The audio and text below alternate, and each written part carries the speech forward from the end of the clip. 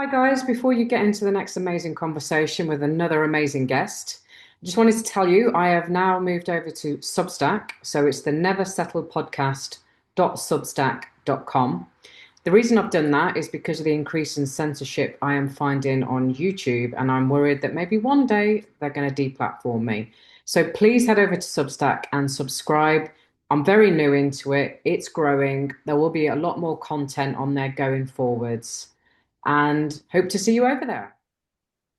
Well, hello, lovely listeners. Welcome, viewers. Today I have the wonderful Doc Ahmad Malik, and I'm throwing away my usual format today because Doc has assured me this is way better. However, I am going to say, for those of you that might not know who he used to be an orthopedic surgeon. He's now a massive podcast host. He used to be a normie. He's not anymore. Um, so that's as far as I'm going. Yeah, that's as far as you need to go. That's all you need to do. Anyway, how are you doing? You good? I'm good, thank you very much. You Well, had a I'm, nice summer? I have had a nice summer. It's still littered with court and bullshit and shit like that, but the weather's good. I've had some nice trips away. I've had some lovely time with my partner. So yes, how about yourself? Same. I just also want to say thank you for introducing me to Joy and arranging the podcast. I recorded a brilliant podcast with her. She was lovely. She was absolutely delightful. I mean it. Yeah, Initially, I had my reservations about I her, know you but did. but she was just lovely, and hopefully it'll come out in the next couple of weeks. I just want to say thank you for organizing that. Oh, you're welcome. Okay, so Doc Ahmed, I think you don't mind what you get called.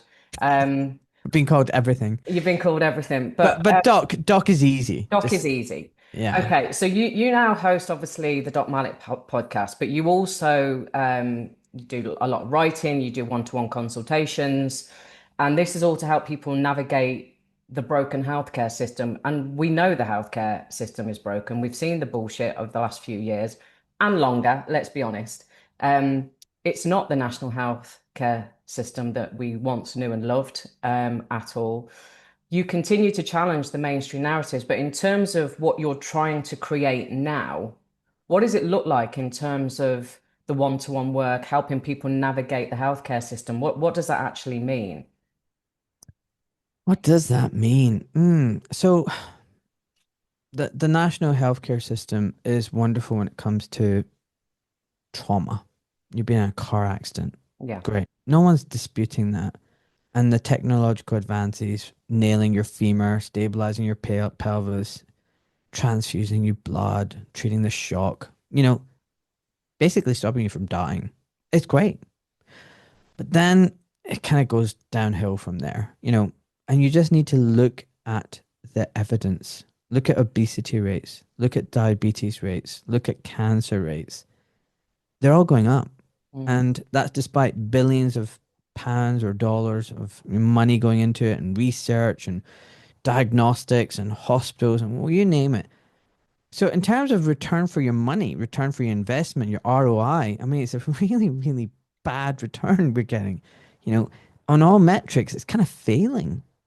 So that begs the question, what is the problem? And the problem is the system. Maybe the system is designed to do this. Maybe that's the whole point. Maybe the system is doing exactly what it's meant to do. Churn out sick people who are hooked onto drugs and medications and interventions. And this is what I mean by it's a sick care system now. It's a business. And the business is to profit from people's illness. And roll it back a little bit. The business is to make people sick from your food, your diet, your lifestyle, your stress, whatever. So once you've got them sick, now profit from that sickness. Um, so yeah, so the podcast, arose like a phoenix, out of the ashes of my career, of just the late stages of my career, because of COVID. But I knew there was something wrong with the healthcare system even before that because I was diabetic, overweight, fatty liver, and the mainstream medical system was failing me. It was telling me to go on meds and do all these things that just didn't sound right. And I turned my own health around. got, don't have diabetes. I lost a lot of weight. Was that when you were still a doctor, or was this afterwards? Yeah, when I was still a doctor. Mm. So, we're talking about 2017, 2018, pre-pandemic. I was starting to get my shit together. And I realized that everything it actually takes to be healthy is nothing that I've been taught in med school or the opposite to what I've been taught in med school. So now I'm thinking, well, that's kind of crazy. Like if little old me can figure this out, surely like the smart professors and public health officials and government officials and all the PhD, they must know. Like, how could I crack the code and they don't know? And then it dawned, they do know. They do know, but there's no money in that. The money is in keeping people sick and falsifying the truth and spouting lies and keeping people on pills and all that kind of stuff. So I had started this journey before the pandemic, but the pandemic was the icing on the cake. And then I started the podcast, and it was all about trying to help people understand what's going on in the world. And then I missed that opportunity to help people. And I was getting so many emails from people. Hey, I've got a son in hospital with blah blah blah blah. What do you recommend? Can you give me some advice? Or I've just been diagnosed with this condition. I'd love you to give me some advice in this. And I didn't want to do that. One, because there's no structure to it. I don't want to be giving ad hoc advice. I've given back my medical license. I'm not a registered doctor. I don't want to be sued for anything. I'm not giving medical advice to anyone, and I'm not doing it for free because when you do it for free, I can tell you right now, Mel, no one appreciates it. Yeah, I No agree. one values anything that's free. Yeah. They love it, but they don't value it. So when you're on an airplane and they hand out those cheap cookies, everybody grabs them. Everybody grabs them. But if you ask them, like, what do you think of this cookie? Isn't it amazing? They're like, yeah, it's all right. It's all right. But to pay for that £1.50 cookie, they'll be like, yeah, it's a great cookie. I've got this great cookie. It's lovely. It's really nice. You'll dish out those expensive cookies at your children's birthday party, but you won't be getting the airplane cookies to dish out because they're cheap. They're like, yeah, whatever. But they'll grab them. I'm gonna say something to that because I can just hear some of my viewers and listeners going, "Oh, we don't charge in the truth movement because that's just all kinds of wrong, and we shouldn't be charging this and we shouldn't be charging that." Great. Yeah, They're and all it's communists. They should all go to North Korea. yeah, and it's the Good for them. same. It's the same in anything. Like I've been trying to create alternative income for many, many years on and off while I've been doing the rat race, if you like. And it's always been the same. It's always been the same that people want something for nothing, and then when they get that something for nothing, it is probably 0.5% that would do something with that something for nothing. And Yeah. that is true. And Yep. so I just wanted to sort of highlight that because it's really so what you've done, I mean, you are a well-paid private surgeon. You lost your career because you deigned to speak out, and you deigned to go against the narrative. And I mean that went in stages, but you struggled with that, and it was quite interesting when I was listening to that podcast with James Dellingpole. You talked about, when you licked your wounds and you put your head on your wife's bosom and you were like, oh my God, this is how we identify. We're surgeons. That's how we met, and all of this sort of stuff. And it was so right. And it's so like most people in this world, if you don't know who you truly are authentically and have a purpose, not the label that somebody's been giving you or that you've given yourself, then you're going to crash and burn. And we see it all the time. There is just a lot of traumatized kids in adult bodies running around this planet. And it was good for you to acknowledge that when you were talking to James. And I thought, yeah, absolutely. But you came through that and you realized, hang on, I'm not just a surgeon. There's way more to this life and to me than that. So sorry. I'll get off my soapbox now. But yeah, the whole taking something for nothing is so rife in our society. And the people that believe that how do you expect those people that are giving something for nothing to feed themselves and to feed their family? So anyway, back to you, Doc. No, I love that. No, well done, Mel. Yeah, you nailed it. Absolutely. And you're right. Just over the years, I also discovered, even when I was practicing, when you give people things for free or you go over and above to help someone, they don't value it. They don't value it. Um, and so, I learned that the hard way. I'll give you an example, right? We're going off on a tangent, but this would happen every kind of like 2 months. Get an email from to my secretary. I'm abroad. I've broken my ankle. It's smashed to pieces. I need Doc's help. I need someone to put it together. I don't want these guys here on this little island to fix it. I'm terrified. The hospital's disgusting or whatever. They don't have a clue what they're doing. And please, can I have an operation ASAP? And I'd say send the X-rays. I'd contact them. I'd phone them. We'd be exchanging, pictures via WhatsApp and everything. And I'd be like, yeah, this is nasty, and this is what we need to do. Blah blah blah. Are you sure you want to come to me and get this done? And they're like, yes, I'm flying in on Monday. I can see you, and blah blah. I'll be like, okay, but I'm not going to operate on you on the day I see you. I'll see you. I'll explain everything again, consent you, and we'll operate on you the next day or the day after. And to do this, I'm gonna have to fit you in at very short notice, like literally next week. Because you've got like with emergency trauma surgery, you need to kind of operate within 10 days, 2 weeks max.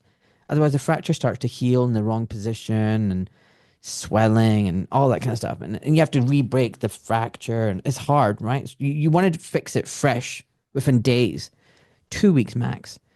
And when you're a private surgeon, your clinics are all filled up, your operating lists are filled up 6, 8 weeks in advance. Your time is all allotted to things. And in the private hospitals, they don't do trauma like A&E style. It's just everything is elective surgery. So when you get a trauma case, what you really have to do is literally cancel other things. So I have to cancel a busy clinic. I have to cancel another operating list.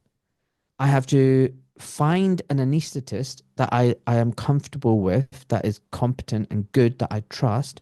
So I have to beg an anesthetist to cancel something themselves to make themselves available for me. I need to ask the implant company to get all the equipment that I need because the hospital doesn't hold it. We have to loan them in. And I need to beg the hospital to say, look, I know you've all your lists are occupied, but I've got a trauma case I really need. Can we ask another surgeon to cancel or create some space, or can I get some room to operate? And you know what? I owe you. So in future, if someone else has an emergency, I'll cancel my elective patient. And so that's how it works. You help each other out. And so you organize all of this, you cancel your clinic, you move all your patients. A lot of them are grumbling and upset. You loan in the equipment at a cost. You create a theater slot. You beg the anesthetist. You're owing people favors, and then right at the last minute, like literally hours before the patient's meant to come, they go, "Doc, just to let you know, I'm not going to be coming to you anymore. I've decided to go to this other hospital." And they have literally just fucked you up, Yeah. and you still owe all the other people all those favors. And for that trauma case, you're not getting any extra money. You actually lose because it was more productive to just do a full clinic. It's more productive to do a proper list. You're not really making any money. You're losing money. But this is an emergency patient, and you're a surgeon. You might be helping people, and they're coming to you, and you've got a name and reputation, and you're like, yeah, I'm going to help you out. So in a year, I'd get about 6 of these requests to help them out. Only 2 would ever follow through. The other 4 would just go, "Oh, sorry, I've changed my mind. I'm going to someone else. I'm going to the NHS or whatever." And then, do you see what I mean? Yeah. So it's like, and so whenever you do, you try really hard to help people, and you go over and above. Do you know what? More often than not, people don't really appreciate and aren't grateful. And it's the same with, when I did free consultations. So there were patients who they would come to me and say, like, "I don't have money. I can't afford it." I'd be like, "Oh, just come and see me. I understand it. every week in my private clinic, I'd have 2 slots that were like in my head giving back to society. So they're free slots. They were the most ungrateful patients. Really? Yeah, they were. So anyway, so now in the last 2, 3 months, I've formalized in my head what it is that I wanted to do because I don't have a medical license and I don't have registration anymore, which is just basically a noose around your neck that the regulatory bodies hold on professionals. And I'll come back to this in a second because this is really important, Mel. Very, very important, not just in the world of medicine. But basically, I can't prescribe, okay? And I don't want to be diagnosing and treating. Some people might be like, well, then what's the point of booking a consultation with you? Like, yeah, that's a good question. Well, actually, a lot. So the whole point of my consultations are to inform and educate and empower you. So more often than not, people are leaving a consultation rushed, 5 minutes, coming out frazzled, more questions than answers, and don't know what to do. Well, that's where I can come in and start answering the questions that they've got that their doctor never answered. I can make them think about their diagnosis and whether it's correct or not, give them options about what other things it might be. I might be able to break down their treatment plan and explain why things are being done and what the alternatives can look like, and what other options are available to them. I can tell them what questions to ask their doctor at the next visit and make sure that they get the answers rather than being rushed out. I can tell them how to play the system and the game and how what their rights are. And knowledge is power. And I can give them an unbiased second opinion, not driven by a fear of I need to follow a protocol and guideline because if I don't, I might lose my license and registration or I'll be up for an investigation. I can give them an unbiased second opinion, not about, oh well, if I do this, I make money from this intervention or this drug or this operation. They're just getting knowledge. So I'm acting like a patient health advocate. I'm empowering the patient so they're back in charge. They're in the driving seat. But anyway, before I let you ask the next thing, I just wanted to quickly say about the registration and licensing business. So it's funny, it's a control mechanism here in the West, Hmm. predominantly. So whether you're an actuary, an accountant, a chartered surveyor, a dentist, a builder, a roofer, you name it, whatever trade or profession you do, there's an association, a national federation, or whatever that more often than not you kind of need to practice whatever it is you're doing. I mean, you could do it without it, but then you can't charge the same rates and you're open to, attack and whatnot. And what these associations all now do is they all ensure that you follow the government authority narrative. Because if you don't, what they can say to you is, do you know what? We've looked at your social media content and it's bringing our profession into disrepute. Yeah. You know, so suddenly you're being reprimanded by, your whatever association or society or whatever, because what you're doing in your own private time, in your private space, and airing your private thoughts online, your freedom of speech, your freedom of expression, got nothing to do with your business, no affiliation, but someone has complained about you. Could be the government, could be agents, who knows? They write to the society, and instead of the society going, sorry, what Mel is saying on our podcast has got nothing to do with us or her role as a whatever dental hygienist, or whatever, just make any trade up. Instead of the society saying that, they go, yeah, that's really a good point. Yeah, we need to now lodge a formal investigation. So these registrations and licensing boards and federations and societies and whatever you want to call them are now quite nefarious in my opinion. They're basically systems of control to stop people speaking out and questioning what's going on. It's very scary. And that's why I handed back my license and registration, which has been weaponized. And you just need to look at people like Sam White, David Cartland, Mohammed Adil, Sarah Myhill, Jane Donahan, Jerry Waters. These are Irish and British ones. In America, you can look at them. Canada, Mark Trozy, William Macas. In Australia, Dr. Mai Lee, Dr. Billy Bays. It goes on and on. Like New Zealand, Jackie Stone, who took her life in Zimbabwe. It's the same playbook. Any doctor who speaks out against the system, anonymous complaints, suspensions, investigations, kangaroo court, struck off disgracefully, and that process then publicized in the media, in the print, so that it serves as a warning to the other doctors. Ha, if you step out of line, this is what's in store for you. Public national disgrace, loss of your livelihood, ruination. So I had a clean license and I was like, I can see where this is going. Here you go. Thank you very much. Bye bye. And I don't know any other doctor who's done that because, like you said, you alluded to, we've been brainwashed into thinking this is our identity and this is it. This is our raison d'etre and we're nothing else. And I get it. You go for med school, it's trauma-based mind control. You get your humanity drilled out of you. You become an automaton. You're indebted, literally. You've studied so hard. You've sacrificed so much. Your career and it's everything to you. And to hand that back? Like, are you mad? Well, yeah, I guess I am.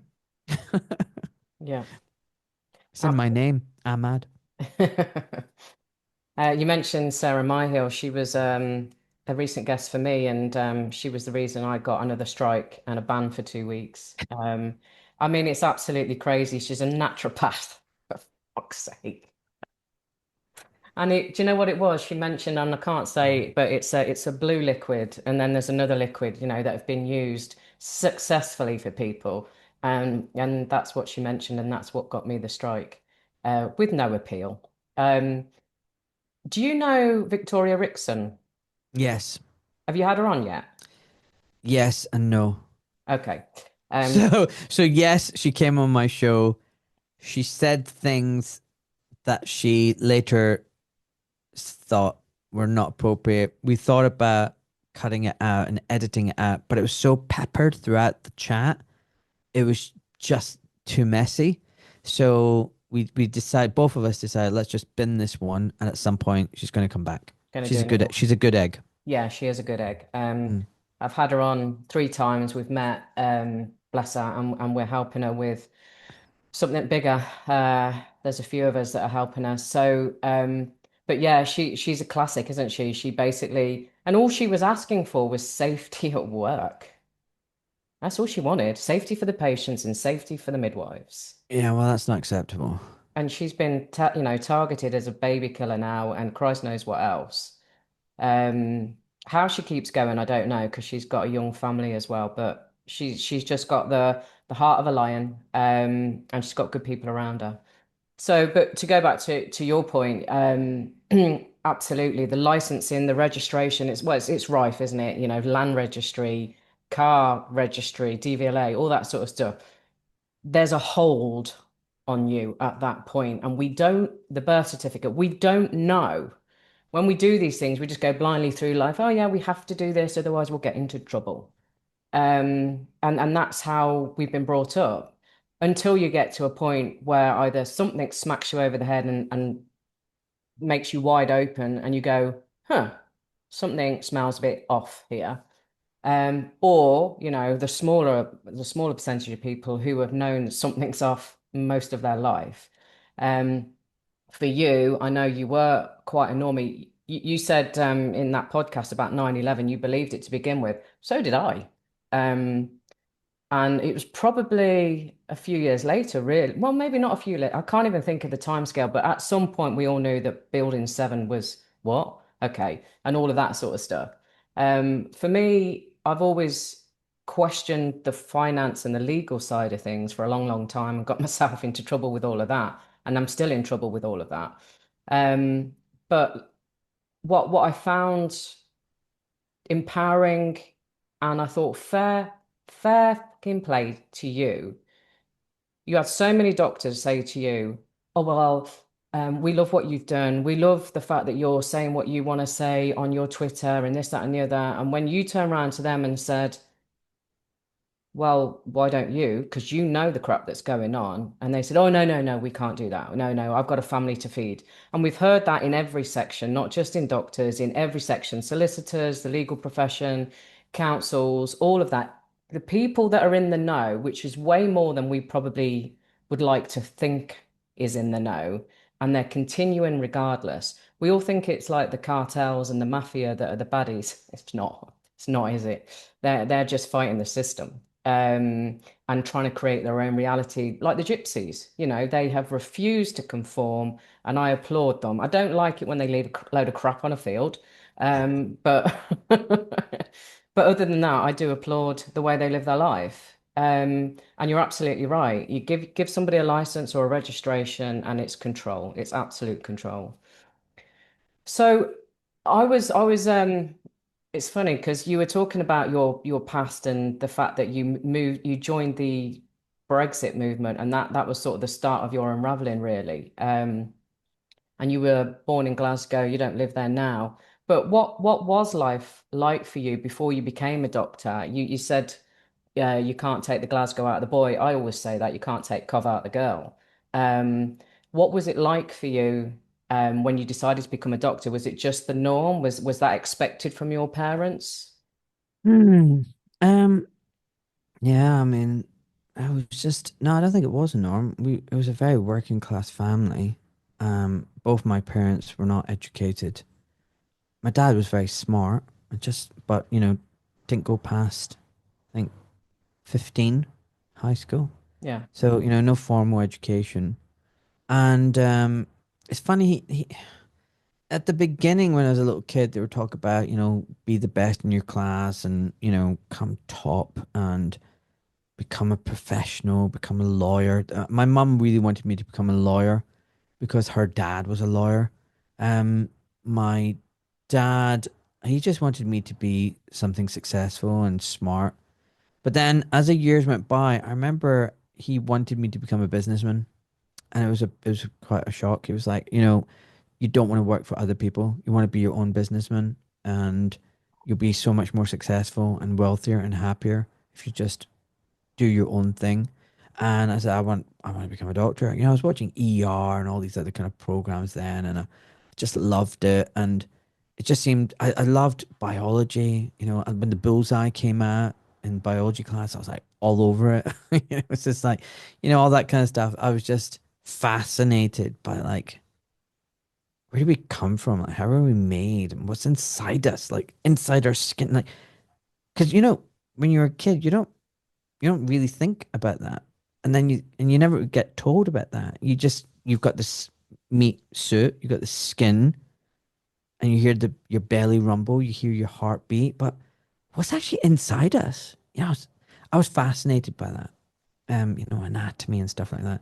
So, I wanted to become a doctor. And my dad would then be saying to me, well, if you become a doctor, you don't need to work in the hospital for someone else, be a GP, and you could have nursing homes. And like, there's this other doctor I know, he does that, and be your own businessman. I didn't really want that. And I saw my dad for the years struggle. And in the end, he was fairly successful, but it was hard. It was a mm, hard slog, being a businessman, late hours working, weekends. And as a kid, I didn't really see my dad much. He would come home really late, knackered, eat in front of the TV, fall asleep, and get up in the morning before we all woke up. And, I didn't really want that life. And life was tough growing up as, kids in Glasgow to, working class parents. We didn't have a lot. We didn't have fancy holidays and just, nice clothes and toys. It's just, we didn't have that. So I wanted something where I could break free. I could have a good job. I could earn good money. I could be doing something that I love, and I just was drawn towards surgery.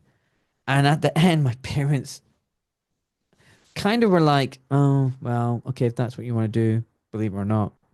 So, yeah, I mean, there's no one else in my family that's a doctor. I got two brothers who are accountants, a sister who's an architect. But yeah, I went to med school and just like everyone else in the rat race, study, study, study, get indoctrinated. But there was a slither of me that survived the trauma-based mind control, and that slither was like, what is this? I don't understand. Like, what do they mean idiopathic? Idiopathic means it just happens. We don't know why it happens. It just happens. You just get arthritis. I was like, why do you get arthritis? What is psoriatic arthritis or seronegative arthritis or whatever? Why do you get these things? Why do you get auto? Why is your body attacking itself? I don't get that. I don't understand that. And why do we have to just give pills for everything? Like, surely there's a better thing to do than just decide whether a pill should be 1.5 milligrams or 2.5 milligrams and debate the side effects and then treat the side effects. I just didn't like all of that. It just didn't make sense to me. What I liked was surgery. You know, if it's not right, cut it out, fix it, repair it, stitch it together, plumb it together. And orthopedics even more so because look, a bone is either broken or it's not. Right. It's like, so I really was attracted to that because it just made sense to me. That was the part of medicine that I loved. You know, someone's been knocked down, their bones in pieces. Put it together, get them to walk. Yay. You know, and you're doing it with your own hands. It's amazing. So yeah, that's why I went into surgery. But I was even right in an early stage, very skeptical about what I was being taught. But over the years, it just got worse and worse. And then when I became a consultant, and the race at that point is kind of like slowed down because it's all about getting to that hospital consultant stage and becoming your boss. And then you become the boss and you become the consultant. And then you see what's behind the curtain. You know, all this time you're trying to get to that point, and then you pull back the curtain and you go, "Oh shit, is this what it's all about?" And then you realize things like, when a manager came up to me and said, "Ahmed, and this is the NHS, you do understand, Ahmed, these aren't your patients." I was like, "What do you mean? Of course they're my patients. My name's on the door. They're coming to see me." He says, this. No, no, no. They're the hospital's patients. And you're just simply working for us, treating our patients. I was like, but hold on one second. If something goes wrong, my name's on the door and I'm responsible. And they went, yes. So they're my patients. No, they're the hospital's patients. So what does that mean? Well, you have to do what we tell you to do. You have to abide by our rules. We're not happy with your practice. You're different from all the consultants. Take for example, waiting lists. So in the past, surgeons would do their own waiting lists. They would book their patients according to need, urgency, and other things. For example, let's Sounds just like take sounds like common sense. yeah, let's take for example bunions, right? I would want the optimal list in a morning would be 3 right foot bunions because if I'm operating on the right foot, the X-ray machine can be parked on the left-hand side coming in from the left. The screen can be at the top left of the patient. The equipment is standardized. It's the same equipment we're going to be using for every single case. It's very likely my scrub nurse is a rookie or a bank staff who's never seen the operation before. But she sees one operation, learning. Second operation, she gets a bit better. Third operation. So there's efficiency, safety, risk reduction. It's just nice. I want to do my 3 right-sided bunions. Tomorrow I'll do left 3-sided bunions. The next day I'll do 3 ankle arthroscopies. Because, take for example, an arthroscopy is keyhole surgery. There's equipment involved, camera stacks, blah, blah, blah. Quite a lot of equipment, water irrigation. And in between, if you have an arthroscopy, then a bunion, and then something else, the equipment's going in and out. All this time is being wasted. All that. So even the type of operations can make a difference to efficiency, risk reduction, all that kind of stuff, right? So it makes sense for a surgeon to book their own list. There could also be a patient who, do you know what, really needs an operation badly, like really badly. And and some patients who are like, actually, doc, I don't want an operation next month. I've got a wedding, my son's wedding. I want to be able to walk. So can you do it in 4 months' time? You know, so not, believe it or not everybody wants an operation straight away or as soon as possible. Some people want to plan it because there's things in their life. So that was historically what used to be done. But then through the 90s, they took that ability for surgeons to plan their list away. Now you had bookers. The bookers are people who are not trained, not educated, are paid really shit pay, and their job is to take slips from the clinic where when a doctor has put someone on the waiting list, and then put it on a filing system, and then and it's literally in the order in which they come in. And they will book a patient, and they will have a rough idea. Well, this operation takes 30 minutes. This operation takes this much time. This operation. So we'll fill the list up with these cases, but they're all random, and they don't factor in the individual complexity because not no two operations are the same, no two patients are the same. Like there might be bunions, but one might be a bunion with severe arthritis, with a massive deformity, second toe involvement, blah blah blah, and the next bunion is really mild deformity, very simple and isolated joint with no arthritis. And the first case is taking you an hour and a half, and the second case is taking you 25 minutes. But the booker just sees it as a bunion. They're putting every patient in, like, they don't see the complexity of it. And so you've got bookers now who are booking patients, and patients are now being notified typically 3 weeks, 4 weeks in advance. By the way, we've got a date for your surgery. Here it is. Believe it or not, a lot of people are like, hey, well, I can't have the operation in 3, 4 weeks. Like, I've got a holiday in 5 weeks. Like, can't you do it later? They're, oh, well, if you don't have the operation in 3, 4 weeks, we're putting you back at the beginning of the waiting list. You're like, what? And they love that because then that means they can restart the clock. So, for the targets and 18-week target and all that kind of stuff. So, and then what would happen is you would also bring patients, and they'd be like, oh, okay, I'll do the, oh yeah, I'll do, okay, I'll accept it. But then at the last minute they'd cancel it because they realize actually it's a really bad idea for them to have the operation. It's going to fuck everybody up, and they can't. So when the bookers took charge, theater utilization and efficiency went out the window. Less cases were done. There were more last minute cancellations, blah, blah, blah, blah, blah. But the managers insisted surgeons are not allowed to do their own booking. It has to be done by bookers. Okay? They're taking the power away from the doctors, the surgeons. And when I became a consultant, I insisted on doing my own booking. I had my own little spreadsheet, and I would sit down with the booker and say, look, this is your spreadsheet. It's my spreadsheet. It's a shared spreadsheet. This is how I want to do the list.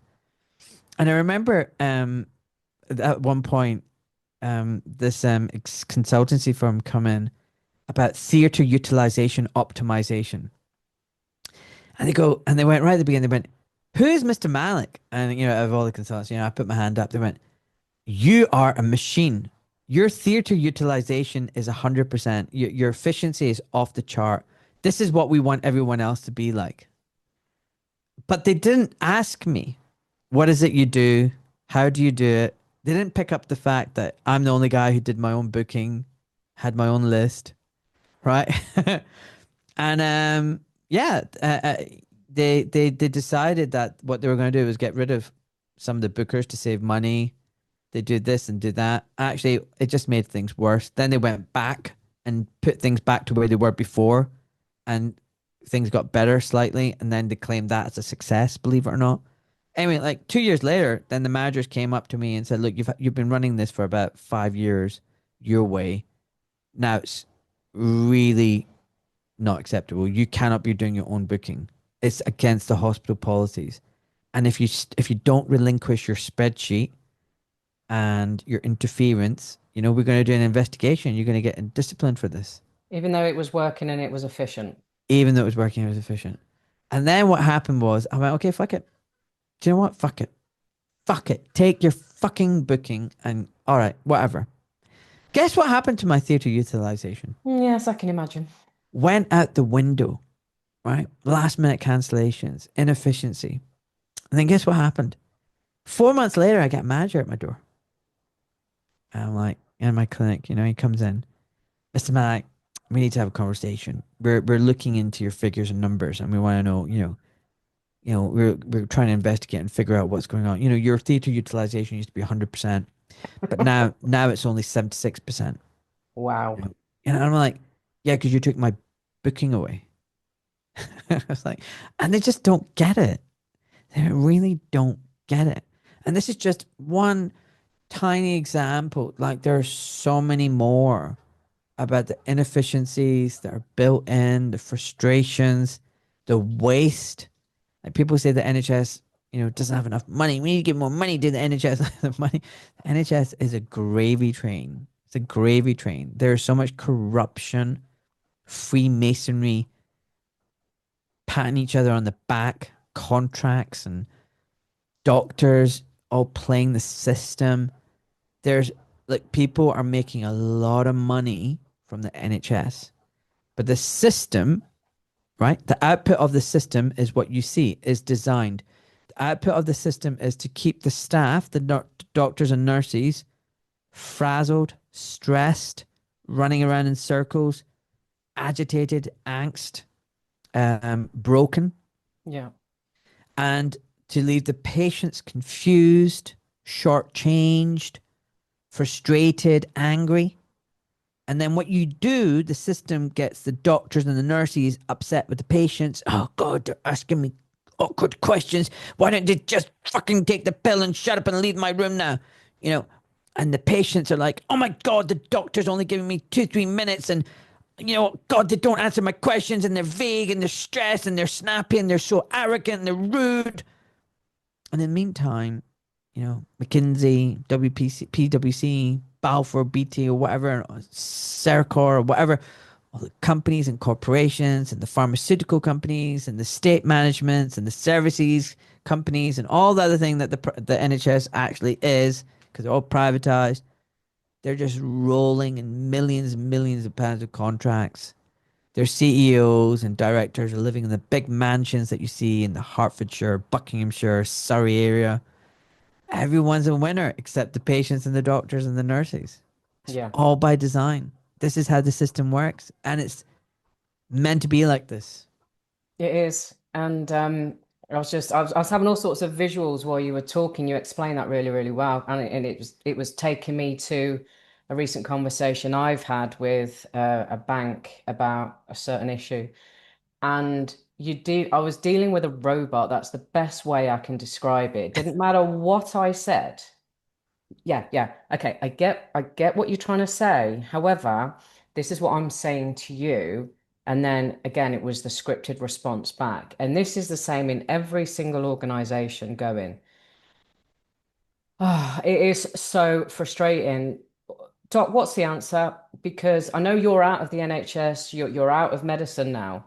And you're growing your podcasting and your one-to-ones and your consulting, your writing. What would you say? I had a woman, Nick, on recently. She's created the Weekend Truth Festival, which is happening bank holiday weekend up in Cumbria, which I'm going to go along to for a couple of days. And her focus on that is all about solutions, and it's going to be heavily focused on farmers because we know how much they've been hammered for years, and how much they're losing their land to ridiculous solar panels and wind turbines and Christ knows what else. What do you think? I mean, you're a very logical, practical, minded guy. What do you think would be the best solution for the NHS? Because there's some people that's going to be listening to this thinking, well, my dad had a really great experience in the NHS, so I don't know what this bloke's talking about. And I've heard that a million times, not a million times, I've heard that a few times, sorry. More often than not, I hear, oh my God, it was horrific. That, the nurses didn't give a shit. The doctor, personality of a fish, um, you know, waiting time of whatever months, etc., or years, let's be honest. So what do you think? You must have thought about this a million times. Yeah, yeah, yeah. Have you been in a hospital recently? I'm just trying to think actually. Yes. Have you smelt what it's like at lunchtime and dinner time? Disgusting. Yeah, I S- know. I know. Have you seen the food they dish up? Yes. Have you seen what food is available in their shops and Yeah. dispensers? It's all shite. Yeah. Yeah. Have you seen how much artificial light and EMF is Oh, I there? know. It's awful. Awful. Blue light everywhere. Have you seen how dumpy, lumpy the nurses are? Yeah, and they're smoking outside. It's Roly polies. Have you noticed how unhealthy the doctors look? yeah, stressed. Stressed, overweight, bags under their eyes, rushing around. Like, really? This is the system that works? It's good for you? Look, the NHS, some people say, but in the old days, in the golden days of the NHS was lovely, it was amazing. Yeah, it was amazing because it wasn't really the NHS. It was still working the way it was before the NHS. There's this historical amnesia for so many things. People think like before the NHS, like we were just living in caves and like there were no hospitals. There were loads of hospitals. Where do you think all the hospitals from the NHS came from? There were hospitals. Many of them were charities. Many of them were built by the communities. Some were built by benefactors. Some were built by factories. Some were attached to educational institutions. There were lots of hospitals. Some were for profit. Many were charitable organizations serving the community. So this idea that there was nothing there beforehand is just nonsense, right? It was there. And and the way it worked was doctors ran the hospitals. There's hardly any managers. Managers were a tiny, tiny proportion of the staff. Doctors and nurses decided the best way to deliver care to their community. They ran it the way they wanted to run it. There were no protocols, there were no guidelines. And when the NHS was born, there was a lot of resistance. The doctors didn't want to join the NHS because they feared exactly what happened. They feared they would lose their autonomy and they would become automatons, that they would become technicians, not clinicians. And the government, Bevan, convinced them. And when people asked Bevan, how'd you get the doctors on board? Like they were so resistant. He went, I shoved their mouths with gold. And that's it. That's what he did. And so in the 40s and the 50s and the 60s, the government didn't get to change the NHS, the hospitals, and the way the things were run overnight. It was a process. So the way the early NHS was running was the way things were before the NHS was born. You had individual hospitals. You had nurses living on site in affordable accommodation given for free. You had doctors living on site for free in hospital accommodation. Doctors and nurses working together as a team, respectful. You had consistency of staff. There was pride in your job, pride in the hospital. And the hospital took care of its staff because it knew how important it was. Hospitals had inter-hospital, cricket matches and God knows what else. There was competition and rivalry between hospitals. And there was hardly any management. And the consultants decided what to do. And I'm not saying it was all perfect, but that's the way it ran. And it was like it was before the NHS. But the whole point of the NHS was to centralize power and centralize diktats. And that gradually happened. So the NHS was always going to end up where it is today. It's not a flaw. It's not that, something went wrong and they took Yeah. the wrong turn and, oh, only if we could go back. I mean, yeah, you can go back onto the slippery slope higher up, but you're still on the slippery slope. You will still end up back down to where we are now. So it's a conveyor belt. It will always bring you back down here. This is where it's meant to be. Centralized power, centralized healthcare, treating patients as numbers, as commodity, not as individuals, stripping away doctors and nurses' autonomy and freedom of thinking and treating a patient as an individual, centralized guidelines, corrupted with conflicts of interest, big pharma influence, blah, blah, blah, blah. You centralize power in any field, you centralize corruption. This is what happens. We need decentralization. So if you want to know what the answer for the NHS is, we need to destroy the NHS. Mm. Now, that doesn't mean everybody getting up, all your little liberal lefties. Oh no, we love the NHS. I stand by the NHS. I love the NHS. NHS is a cult. NHS is a religion. Stop worshipping false idols. Fuck's sake, right? Just get over it. It's the biggest psyop. It's a British institution like the BBC. Well, yeah, the British Brainwashing Corporation. Great analogy or comparison. Yeah. The answer is not privatization as we know it, which is again a complete adulteration and corruption of what it should be. So you've got big pharma and big hospital, big medicine colluding with insurance companies to deliver a certain type of healthcare system, which is actually no different from the NHS. Yeah. Doctors and surgeons have to follow the guidelines and the protocols that have been dictated to them by big corporations and regulated by the regulatory body. The insurance model strips away money from the patient, strips money from the doctor, and it's a cycle of doom. And you have to just practice the same form of medicine. You get the same drug, same pill, same attitude. In the private sector, you just might get a slightly nicer hospital, a slightly better hospital food, and you get slightly quicker tests and investigations.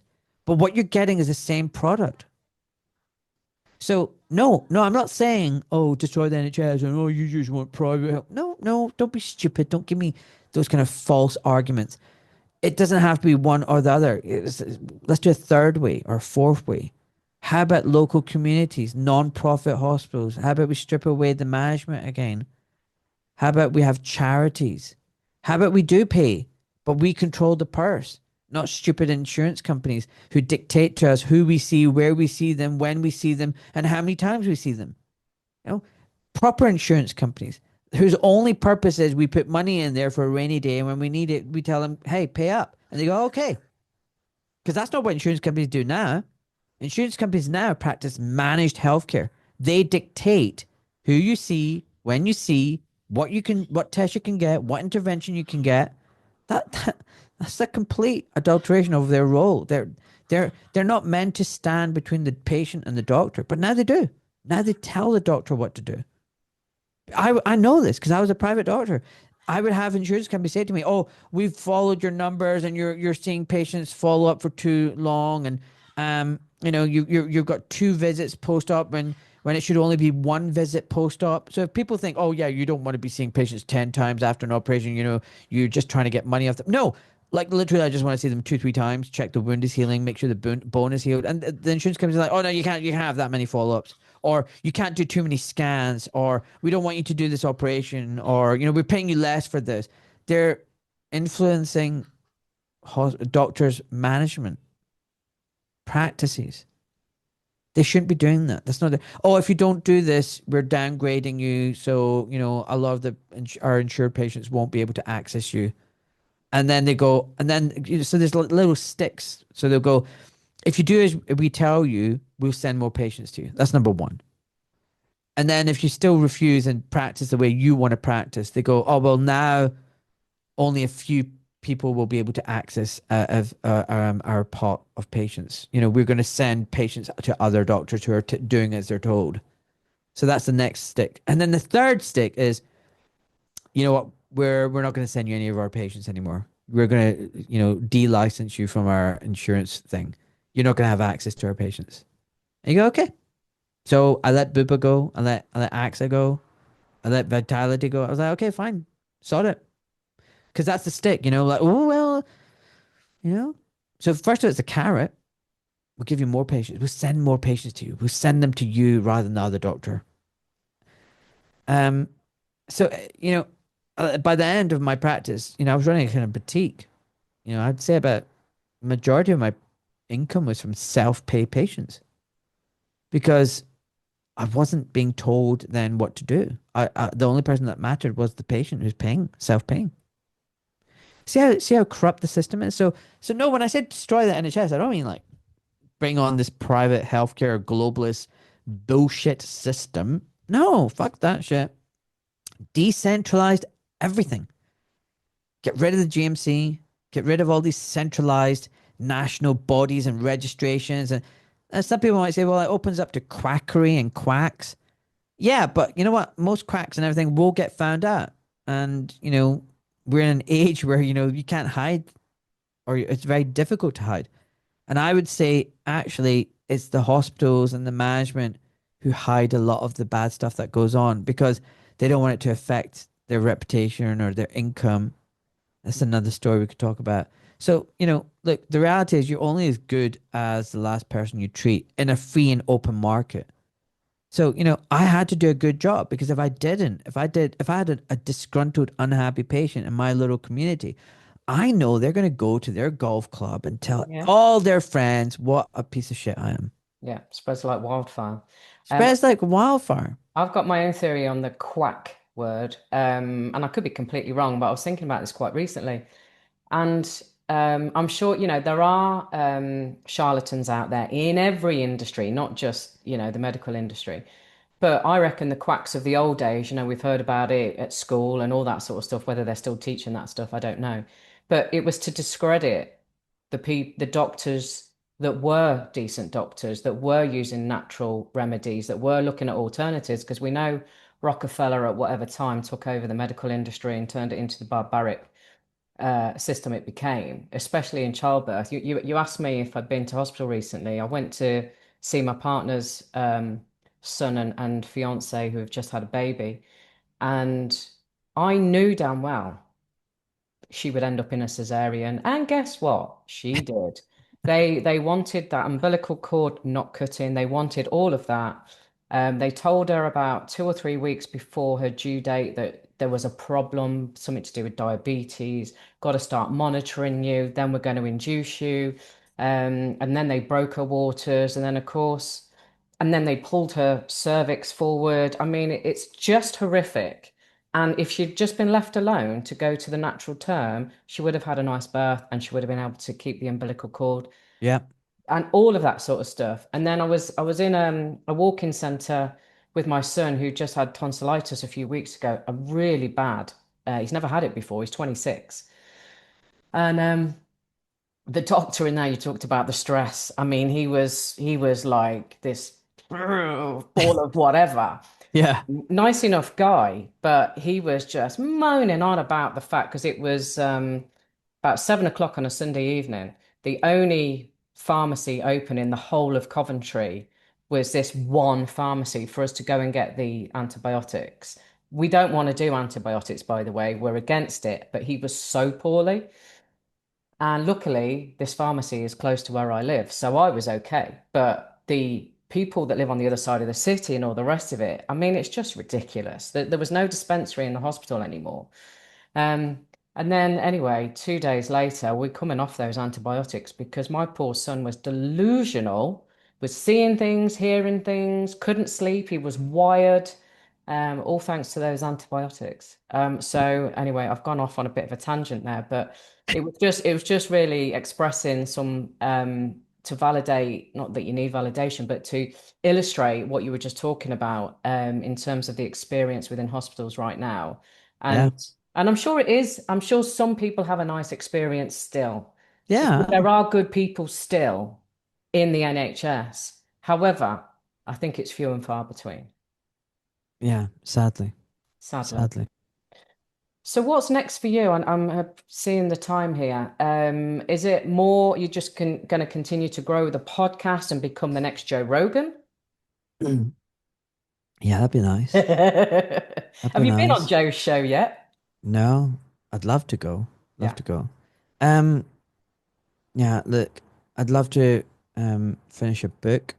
I'm gonna take November off to write my book. And then I'd love to offer some courses next year. So the aim was to run retreats this year, to offer consultations, to write a book, and to offer courses, right? And I just didn't have time to do all that kind of stuff.